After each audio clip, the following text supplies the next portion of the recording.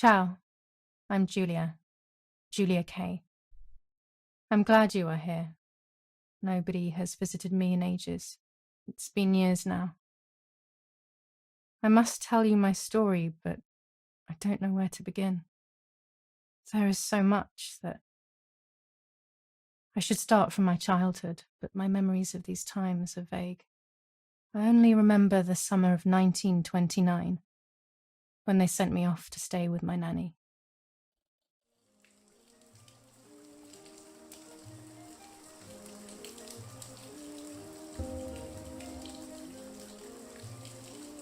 Nanny, will you tell me the story of the White Lady? No, little sparrow. Not tonight. A foggy's coming, see? Yes. I know that when it's foggy, the lady kills young women. But why is she so evil? You see, Julia, pain and suffering can make us do evil things, even if we're not actually bad. Just like soldiers have to kill other soldiers. I like the lady I've decided, Nanny. She must be in so much pain. The poor dear. She still scares me a little, though. Soon I'll be a young woman, and she could kill me. Does she kill those who love her? Of course not. That makes me feel better because I love her. But what about Martha? Would she be in danger? Your sister is with your mother, so do not worry. Do you miss them? No. I mean, yes, I miss Martha a little, but I love spending time with you. Now, go to sleep, little sparrow. It's getting late. Okay, Nanny. I'll go to sleep and dream of the lady. Was she beautiful? She was beautiful. Yes, very much so. Then she'll be beautiful in my dreams. And will I be beautiful just like her? You'll be even more beautiful. Listen, Nanny. Since the lady won't harm me because I love her, and since you're not a young woman, could you tell me her story, even if it's foggy outside? Please. Oh, please. Then I'll sleep. I promise. Oh, all right. You always get your own way.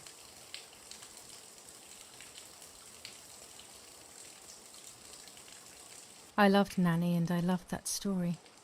Every time I heard it, it sounded like a new and more mesmerizing tale.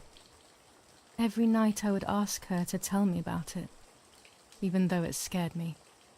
Even now I can remember every single day of that time and how happy I was.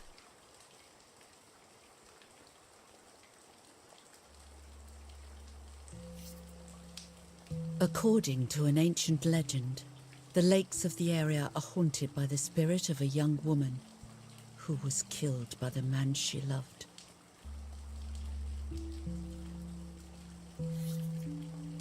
She was expecting a lover's stroll by the lake, gazing out at the old tree growing on the lake's island.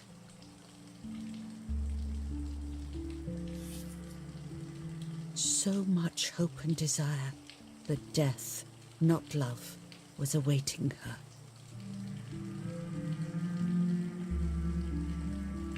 Oh, the poor dear. That's not fair. Life isn't fair, Poppet, but that's the way it is, and we must learn to deal with it. Okay, I'll try. But it makes me so mad. Keep on reading, Nanny. In despair, the man confessed he had killed her out of jealousy.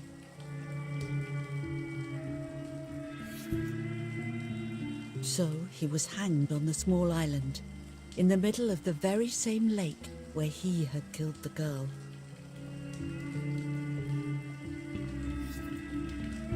They searched everywhere, but the girl's body was never found.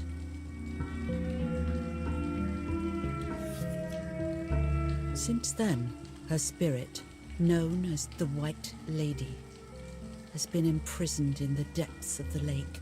She grieves eternally for the loss of the man she loved.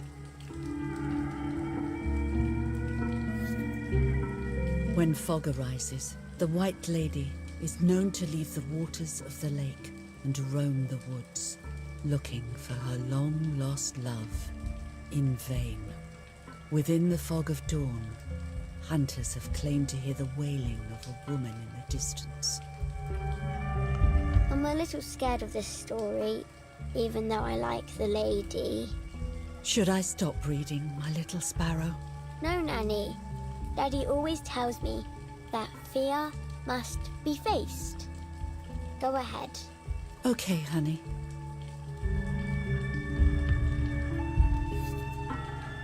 Every time the sad memory of the night she perished stirs in her soul, she takes the life of a young woman by slaying such a life in its youth. Even just for an instant, the lady feels free from the burden of her pain.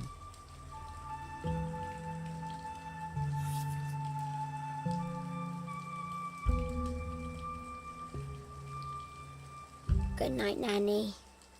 Good night, my love.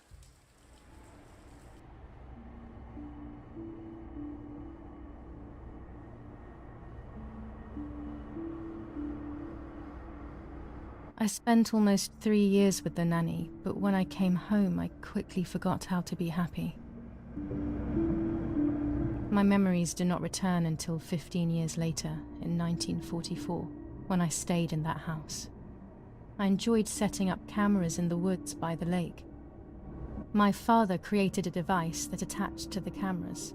It would make them take pictures at set intervals. I was trying to photograph animals, or whatever else was in that damned place.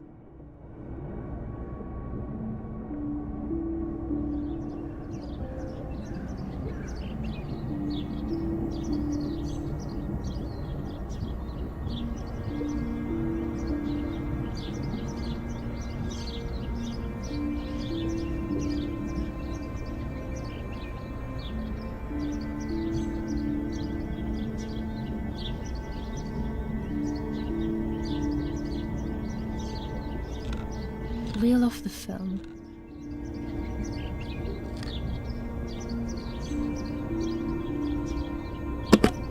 Open the camera. Remove the old roll of film.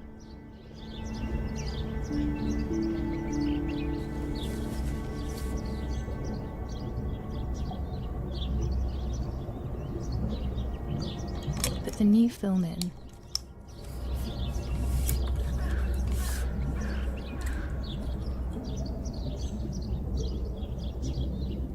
Close the camera. Load the film.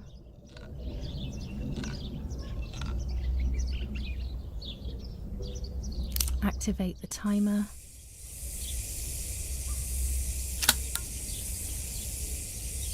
Almost ready. Now to bring the image into focus.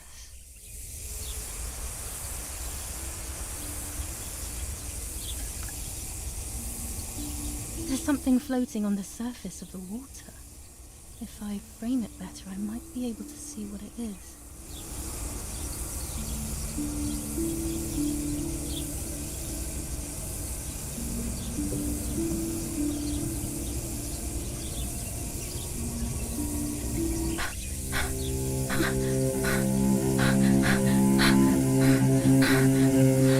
What? Is that a person? I must help them.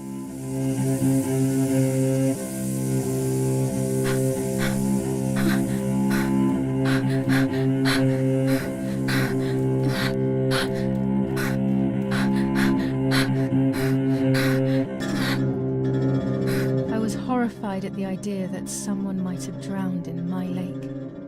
The lake was my world, where I would spend entire days daydreaming. I would lose myself in my thoughts, but that was a rude awakening. So terrible.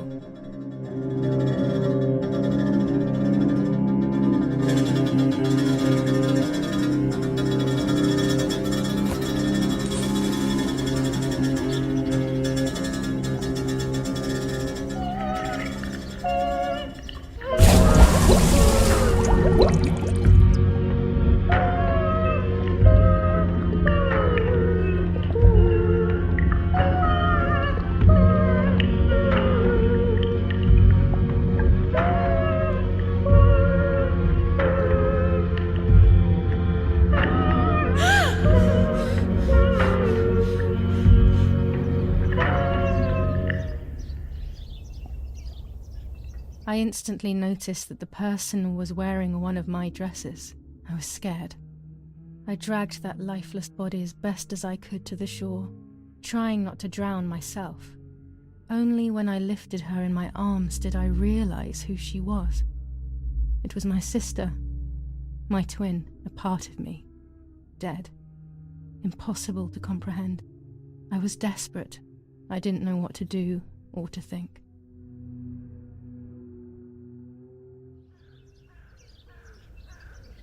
I have to stay calm. Martha is not dead. It's not possible. It's not true. There's no need to worry. Everything is fine. Everything will be fine. I have to stay calm. Martha is not dead. It's not possible. It's not true. Martha, February 26th, 1923.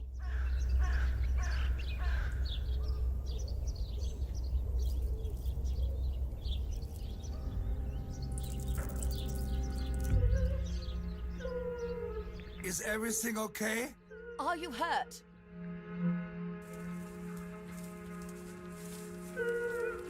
What are you doing? Go, Eric! Run! My parents ran towards me. My mother hugged me. She, who detested me, was now cuddling me. Her warmth filled me with life, and the pain became bearable. I felt protected. "Martha, are you okay?" she asked me, speaking slowly in order to let me read her lips. She thought I was deaf. She thought I was Martha. I didn't want the moment to fade, so I meekly nodded my head. I didn't realize I had done something that couldn't be undone. I would have to pretend to be Martha forever.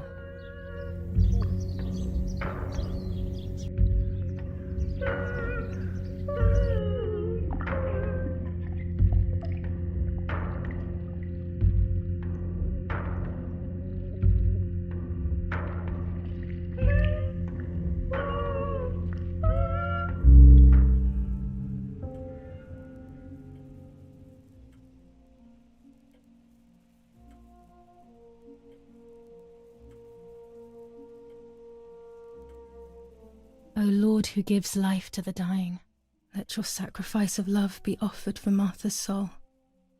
Into your hands I also entrust my spirit, so that I may be reunited with her in perpetual light, to never suffer the desolation of purgatory. Please grant her eternal rest, O Lord, and may eternal light shine upon her.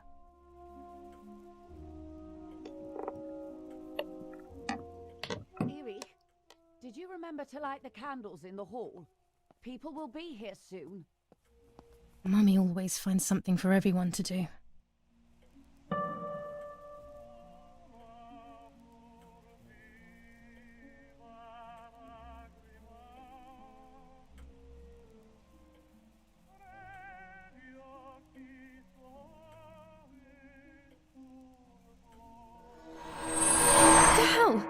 For a moment I thought I saw... No, that's not possible. It must be this whole situation making me see things that don't exist.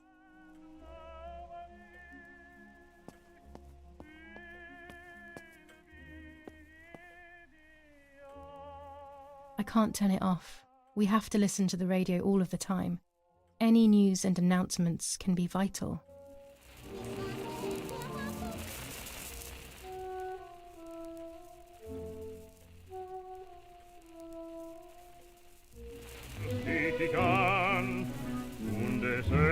Die schwarze Barbara und es schenkte der Grube Johann. July 17th, 1944.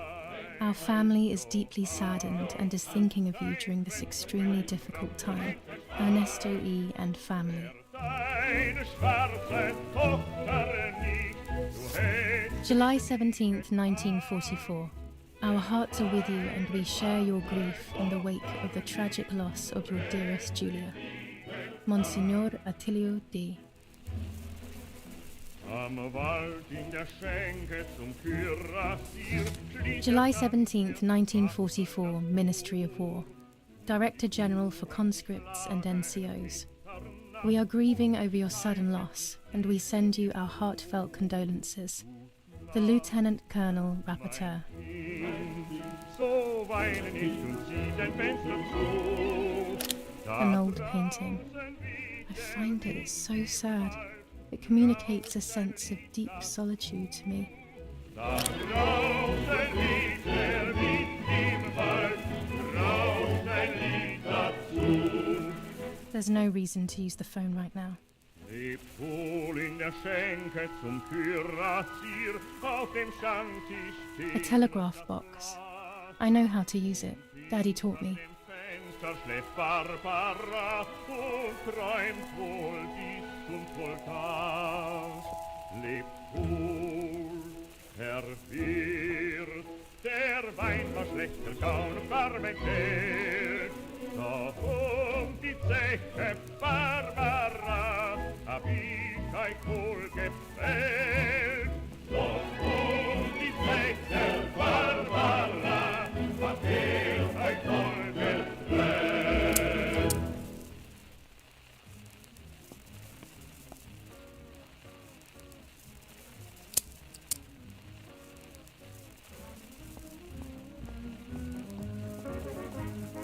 Quanto è biondo l'aviatore, tutto il mondo fa sognare, sfida il cielo, sfida il mare, ha uno When sguardo you're done, can you come and get the flowers, please? Or send Martha if you like. Never a moment's peace. Even at a time like this. She can't sit still for a second.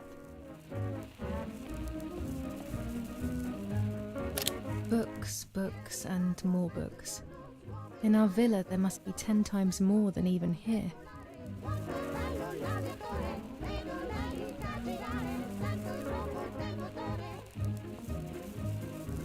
Daddy's oboe. We were preparing a really nice duet together. On the rare occasions he's at home, that Is is. someone coming to get these damn flowers? When Mummy asks for something, there's no escaping it. Daddy, Mummy, and my grandparents. It seems almost impossible that Father is a soldier.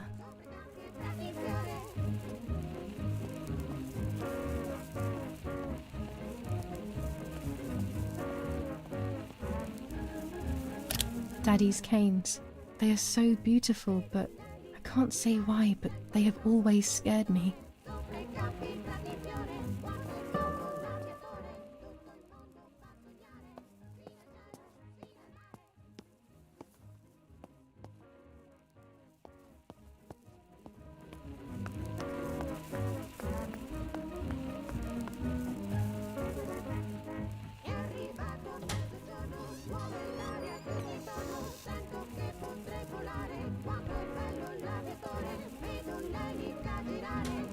Everything always has to be perfect with her.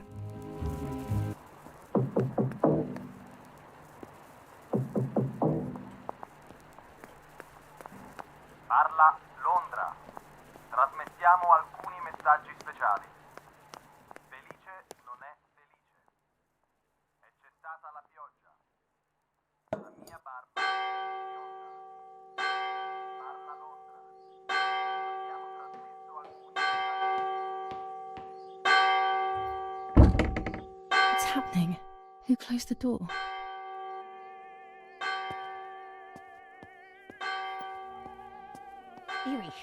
Erich, wake up. Do you think it's appropriate to sleep here? Of all places? What? Yes. I must have fallen asleep.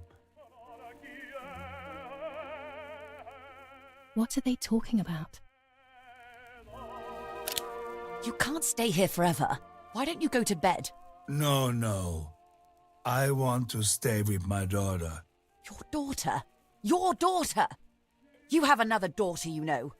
The one who's still alive. Remember? What are you talking about, Irene? Julia is dead. What kind of comment is that? How can you? You should be thinking about Martha. Julia harmed Martha. You know that, right? And as if that were not enough, she has now also abandoned her. It's the same old story. Everything is always Julia's fault, isn't it? Her fault for Martha being deaf and for you being infertile. Do you think it's the right time for this? Julia is dead, Irene. Dead. Someone killed her. Do you realize that? Of course I realize. I get it. Do you think I'm stupid? No one understands it better than me. She always brought problems. Only problems. It would have been better if she hadn't been born at all. You're crazy. I'm the crazy one? Me?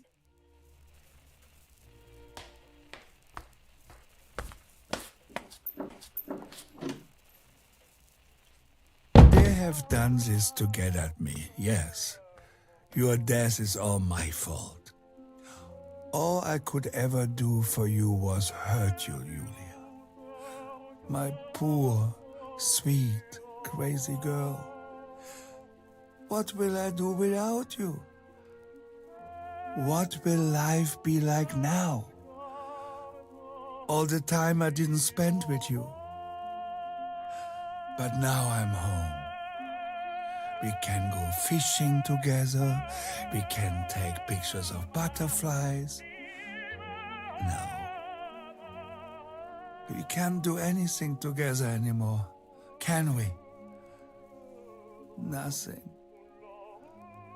I miss you, Julia. I miss you.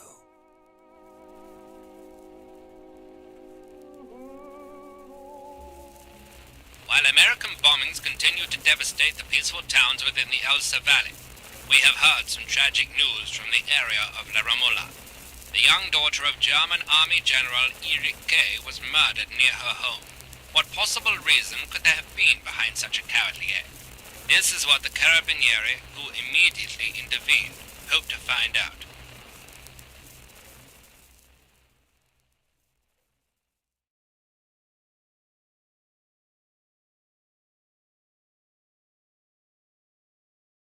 Mother didn't seem to suffer from the situation. All she cared about was that my death was so painful for Martha. But not having me around anymore must have been a great relief to her. At the end of the day, it was better for everyone that it was me who died. And it was better for me too that people thought that. But the guilt began to consume me. That's when I started having horrible nightmares.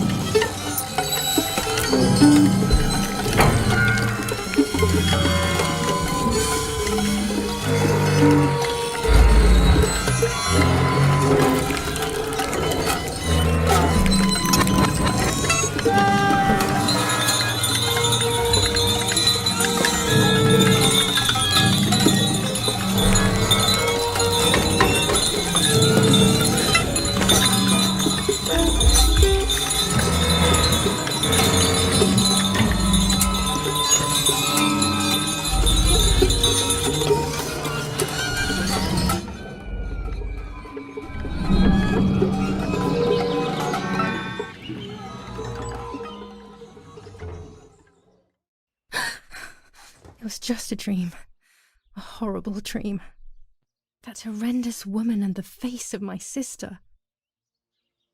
I wish all of this was a dream and my sister is just sleeping in her bed. Instead, her bed is empty and this is reality.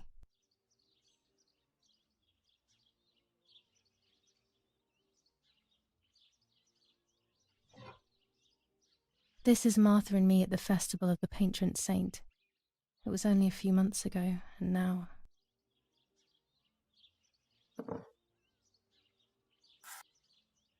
Martha had asked for a picture of me to put in this frame. She wanted me to do one of those expressions of mine that made her laugh. Expressions that she couldn't quite imitate. She used to say that those were the signs of my soul. Can a photo capture the soul? Can I capture Martha's soul?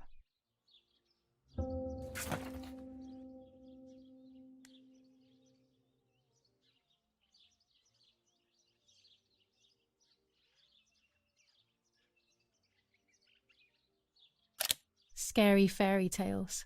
Everything seems to be scary lately. Yet everything here is so beautiful and bright.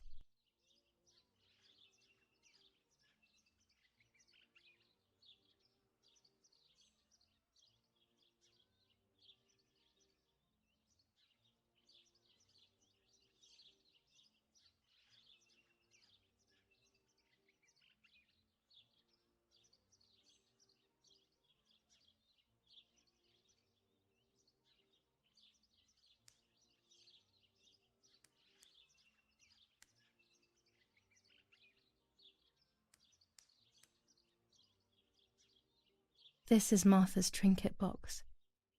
It could contain something that will help to figure out what happened.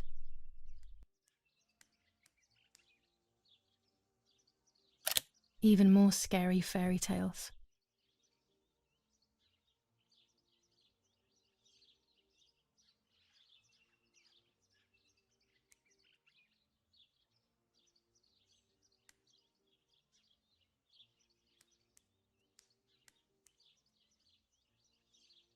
Martha's clothes.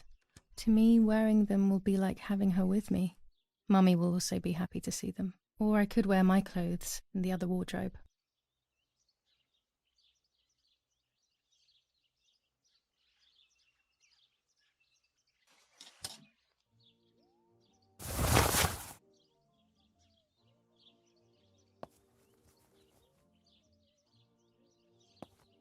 Our beautiful home. In spite of everything, I prefer being here.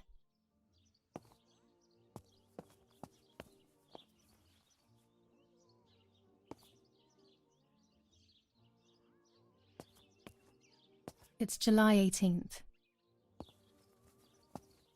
It's about 9:30. I always keep my trinket box locked.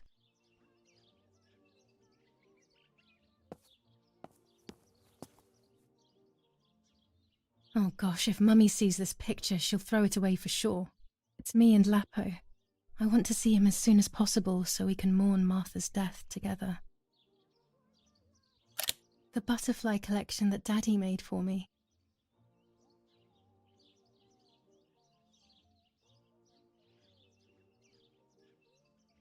Nanny will be visiting me soon.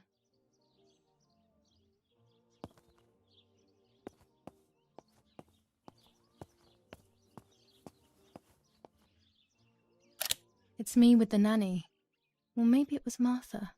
No one can remember.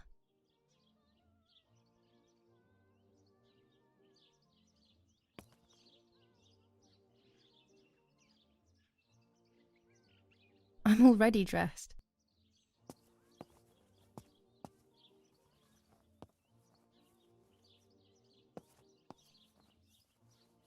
Everything I need is always in my bag. Before I leave the room, I should probably take a good look around.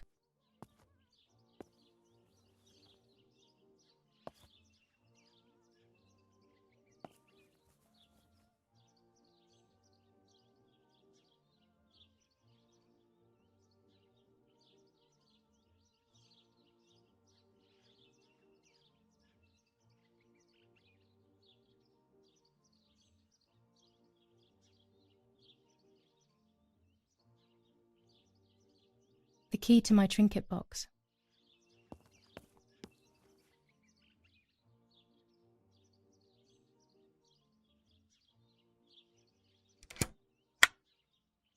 Here is my diary.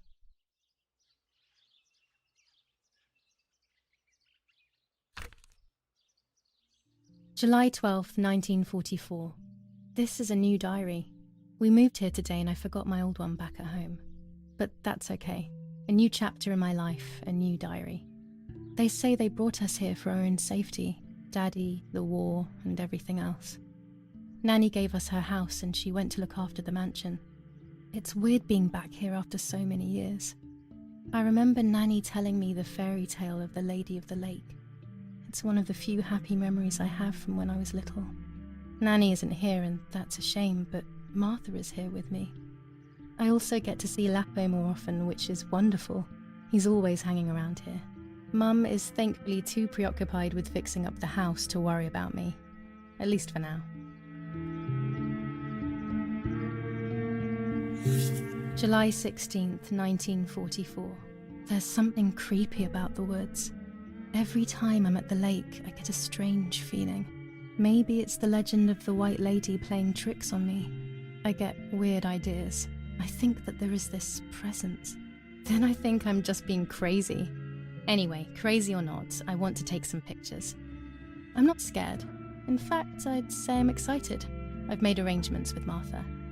She's coming to the lake with me tomorrow to set up 2 new cameras with timers, and we'll see what we can photograph. Not before a good swim, of course. To be honest, Martha doesn't like photography all that much, and recently she's gone off swimming too. But she does like spending time with me by teasing me. Then when she gets bored, she disappears into her books, and I do my own thing. We feel right when we're together.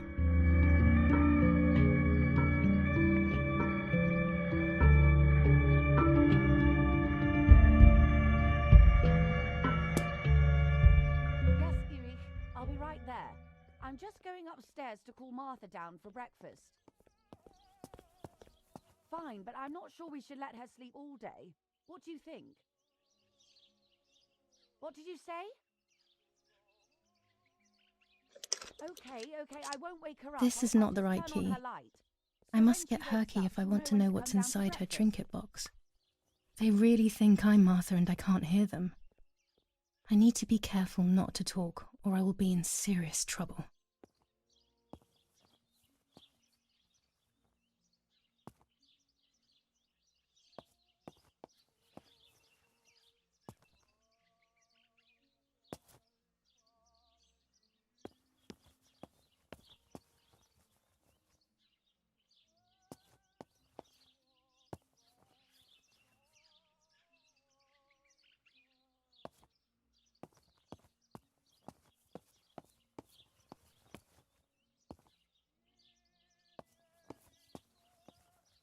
Here's the whole family together. A very rare thing indeed.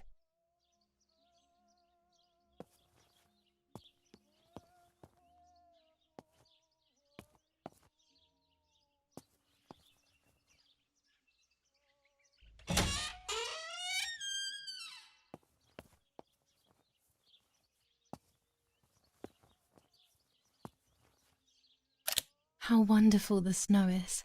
Unfortunately, it doesn't snow often around here.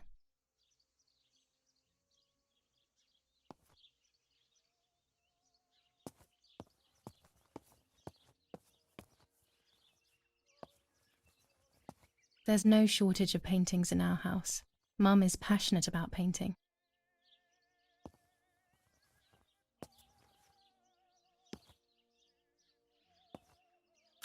Dad loves these prints of Florence. I find them a bit sad.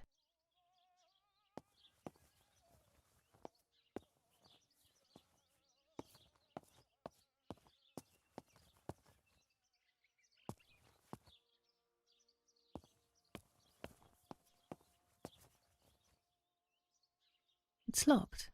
Strange. Why did they lock my room?